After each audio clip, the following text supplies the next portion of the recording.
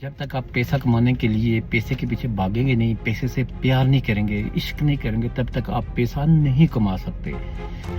हमें एक लंबे अरसे तक गैर हकीकी चीज़ें, गैर हकीकी तालीमात, गैर हकीकी दर्स सुना कर महफूज रखा गया। हमारे हकूक़ पे अशरफिया आलती पालती मार कर बैठी रही।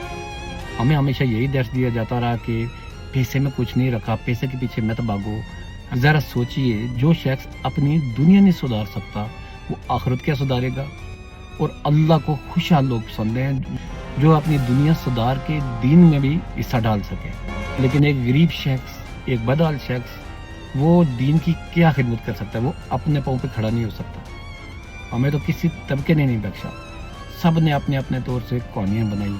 मौलवी अलग से हमें झूठ फराड, जनरलों ने अलग से हमारा इस्तेसाल किया, सियासतदानों ने अलग से हमारा इस्तेसाल किया, शायरों ने भी अलग से हमारा इस्तेसाल किया, किसी ने हमें नहीं बख्शा। फलां जब दुनिया से गुजरा तो दोनों हाथ खाली थे।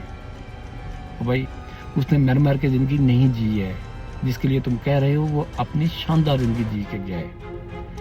हमें बताया जाता रहा कि नबी गरीब थे। भाई नबी किधर गरीब थे? किसने बोला कि नबी गरीब थे? ये झूठ फराड किधर से ले आए हो? हमारे नबी जितना अमीर शख्स इस दुनिया में कोई नहीं था। लोगों को दर्जनों के हिसाब से, सैकड़ों के हिसाब से वो ऊंट सामान से लाद के तो दे देते थे। कभी कोई साइल उनके दर से खाली नहीं गया। वो अगर पत्थर को हाथ लगाते तो वो सोना बन जाता था। नबी ने पैसे दे दे के कितने लोगों को मुसलमान किया। हज़रत खदीजा ने माल अपना बाहर रख दिया था दरवाजे पे।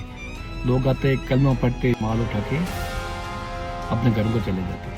हमें अमीरों से नफरत सिखाई जाती है। जब मैं कॉलेज लाइफ में था तो मैं भी यही सोचा करता था कि ये अमीर लोग दो नंबर तरीके से पैसा कमाते हैं। मैं प्रैक्टिकल लाइफ में आया तो मुझे समझ आई कि ऐसा हरगिज़ नहीं, ये सिर्फ और सिर्फ झूठ फराड है। पैसा कमाने में कितनी मेहनत लगती है, अपने आप को कितना तैयार करना पड़ता है, ये मुझे प्रैक्टिकल लाइफ में आगे पता चला।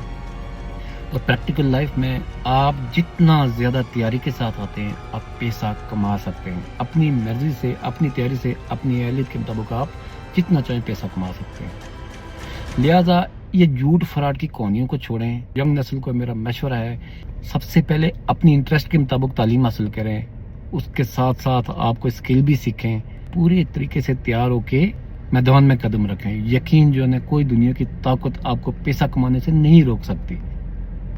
लेकिन हमारा 95% यूथ है, उसको पता ही नहीं है कि हमने तालीम कैसी हासिल करनी है, हमने क्या करना है और आगे कैसे निकलना है।